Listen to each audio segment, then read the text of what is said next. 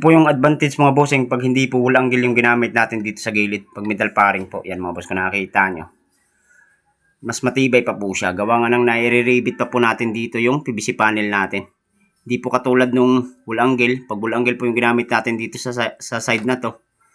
Hindi na po tayo makakapag-rebit dyan. Gawa nga nang hindi po gaano kalapad yung wool angle na to. Tsaka mas mahirapan pa kayong magkabit ng G-clip. Ito mga boss. Kaya mas maganda po talaga na metal paring po yung gamitin nyo dito sa gilid mga boss.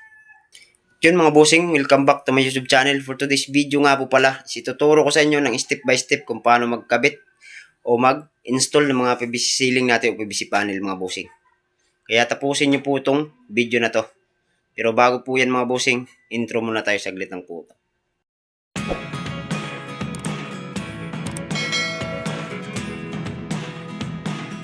Ito nga po pala mga bossing yung materials na gagamitin natin, yung PVC panel.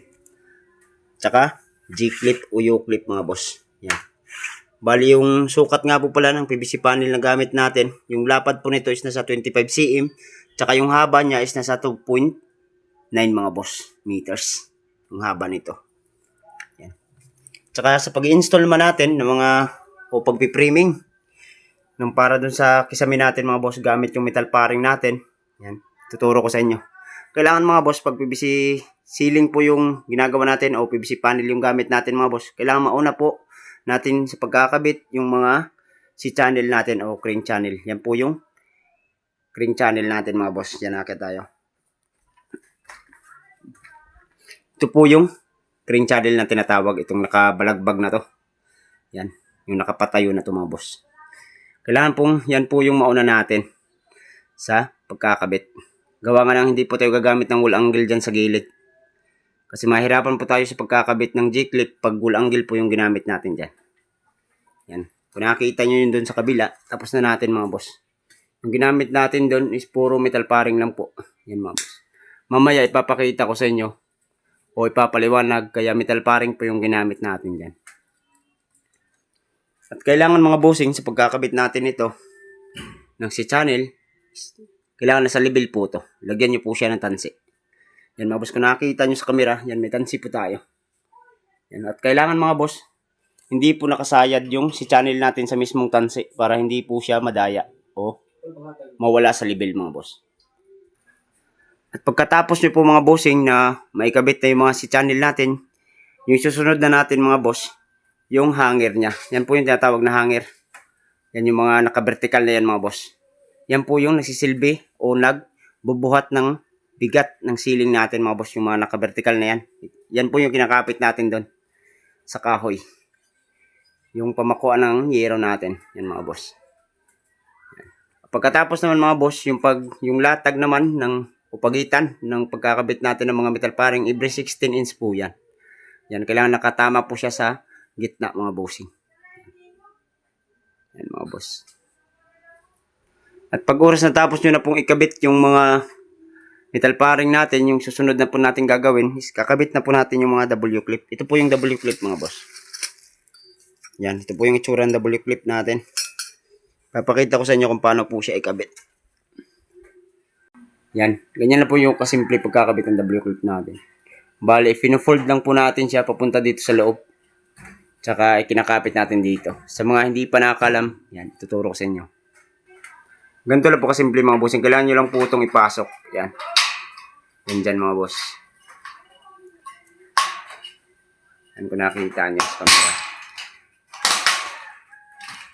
Pag oras na po na naipasok na natin yan dito, saka na po natin i-fold yan dito sa likod. Ang yung piso kahit ito. So, sige nga day. Oh, sarap piso. Ang ulit. Yan, ganyan lang po kasimple. Yan. Pagkakabit natin ng W-clip. Mas maganda po para makasiguro kayo mas matibay. Mas maganda naka-double po siya sa pagkakabit. Lalagyan din po natin dito sa likod. At yan mga bossing, bago nga po pala namin tinatakpan yung framing natin, is tinitestingan po namin lambitinan mga boss. Yan kung nakita nyo, napakatibay po. At sa pagkakabit natin mga boss ng J-clip o U-clip, ito na po yun. Papakita ko sa inyo mga boss. Ganito lang po kasimple. Kailangan nyo lang po itong ilapat dito sa metal paring natin. Yan mga boss, kung nakikita nyo, hindi po tayo mahirapan dyan sa paglagay ng screw o blind rivet. Mga bossing, gawa nga ng mas malapad yung metal paring natin kaysa G-clip natin mga boss. Hindi po siya katulad ng walang angle na nasa 2 cm lang po yung lapad nun. Kaya mahirapan po tayong mag-screw doon mga boss o maglagay ng blind rivet. Hindi po katulad nito mga bossing. Yan. Pwede nyo po itong gamitan ng black screw o rivet. Pero sa amin mga boss is rivet lang po yung gagamitin namin. Yan mga bossing, kung nakikita nyo, nagsisimula na po kaming magkabit ng DC panel natin. Yan mga boss. Pagkakabit naman natin ito mga bossing, yung ito, nakikita nyo, yung may maliit na nakausli. Ito po yung palaging nasa wool mga bossing. Ito namang may nakausling kulay puti na ito mga boss. Yan. Ito po yung palaging nandito.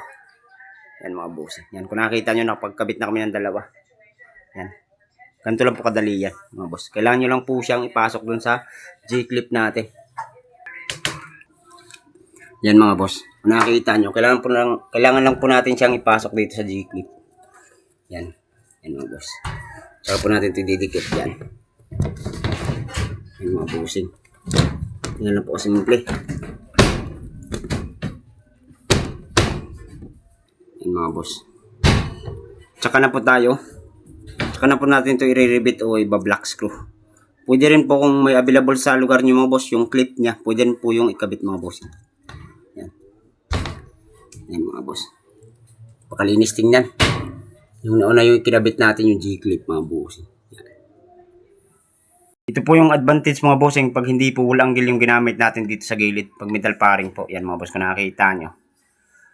Mas matibay pa po siya. Gawa nga ng nai-rivet pa po natin dito yung PVC panel natin. Hindi po katulad nung wool angle. Pag wool angle po yung ginamit natin dito sa side na to, hindi na po tayo makakapag-rivet dyan. Gawa nga ng hindi po gaano kalapad yung wool angle na to. Tsaka mas mahirapan pa kayong magkabit ng G-clip ito mga boss. Kaya mas maganda po talaga na metal paring po yung gamitin nyo dito sa gilid mga boss. Hindi po katulad mga bossing na pag wool angle yung gamit nyo dito sa gilid, is yung tibay niya mga boss, is yung nagdadala ng tibay niya, itong G-clip lang natin mga bossing. Hindi po katulad dito, double po yung tibay nito. Gawa nga ng nakapag-rivet pa tayo dito sa gilid, nakapasok pa po siya dito sa G-clip natin. Kaya yun po yung advantage mga bossing. Isa nga rin po pala ito mga bossing sa ginagawa natin, bali ito po yung grahe nila dito sa labas mga bossing. Yan, kung nakita nyo, napakaganda na po ng pagkakayari natin dyan sa kasami, pati yung mga ilaw is nakabit na natin mga bossing. Ito na po mga bossing yung itsura niyan, yung natapos na natin yung PVC panel natin, PVC ceiling. Yan mga boss, nakita nyo. Napakaganda na mga bossing. Bali, yung kulang na lang nito, yung mga pin light mga boss. Yan, kung nakita nyo, may dalawa na po tayong wire na nakaabang para dun sa mga pin light natin. Tsaka yung dito mga bossing, magbubutas na lang po tayo dyan para dun sa pin light, para dudukutin na lang natin mga bossing yung wire dun. Yan. Kasi malaki naman po yung butas ng para sa pin light natin mga bossing. Yan, kung nakita nyo, napakalinis ng pagkakagawa natin. Yan mga boss. Kaya kung nakatulong nga po pala mga bossing yung video ko na to, tsaka kung nagustuhan nyo, baka pwede yan po pakilike ng video ko na to, tsaka subscribe na rin dito sa munting channel ko sa YouTube. Maraming salamat mga bossing.